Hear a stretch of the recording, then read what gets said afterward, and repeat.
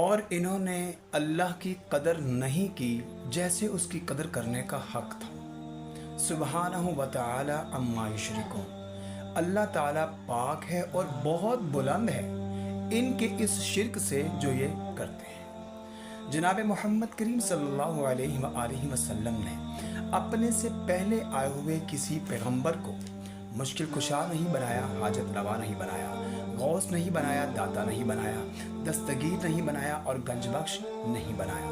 اور پھر محمد کریم صلی اللہ علیہ وآلہ وسلم کی وفات کے بعد کسی صحابی نے نبی علیہ السلام کو غوث پاک نہیں کہا، داتا نہیں کہا، دستگیر گنج بخش مشکل کشا نہیں کہا۔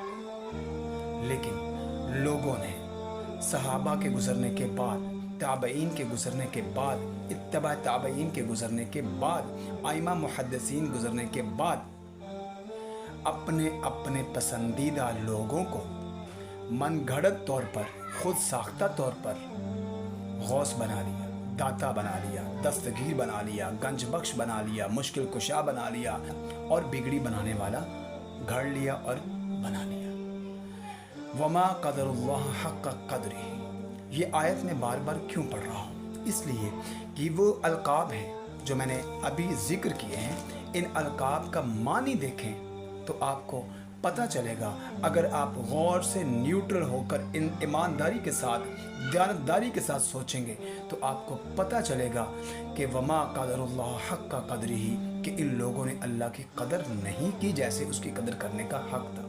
کیونکہ غوث کا مطلب، غوث الاعظم کا مطلب ہے سب سے بڑا فریاد سننے والا، اور انصاف کی بات یہ ہے کہ سب سے بڑا فریاد سننے والا اللہ ہے۔ داتا کا مطلب ہے دینے والا، پالنے والا، اور انصاف کی بات یہ ہے کہ پالنے والا اور دینے والا اللہ ہے۔ دستگیر کا مطلب ہے دستگیری کرنے والا، مطلب مشکل کے وقت، مصیبت کے وقت تھامنے والا۔ اور انصاف کی بات یہ ہے کہ اللہ فرماتا ہے اَمَّن يُجِيبُ الْمُضْطَرَّ إِذَا دَعَاهُ، کون ہے؟ اللہ چیلنج دے کے پوچھ رہا ہے کہ اللہ کے علاوہ اللہ کے ساتھ اور کون ہے جو مشکل میں پھنسے ہوئے کی مشکل کشائی کرتا ہے، مطلب اس کی دستگیری کرتا ہے۔ گنج بخش کا مطلب ہے خزانے بخشنے والا، جبکہ انصاف کی بات یہ ہے کہ اللہ خزانے بخشنے والا ہے۔ اور بگڑی بنانے والا، مشکل کشا، وہی سورہ النمل کی آیت نمبر 62 میں آ گیا کہ مشکل میں پھنسے ہوئے کی مشکل کو حل کون کرتا ہے؟ الہم اللہ، کیا اللہ کے علاوہ بھی کوئی ایسا ہے، کوئی ایسا الہ ہے جس کے اندر یہ کوالٹی ہو؟ اللہ چیلنج دے کے پوچھتا ہے۔ اور پھر سبحانہ و تعالی عما یشرکون، اللہ تعالیٰ پاک ہے اور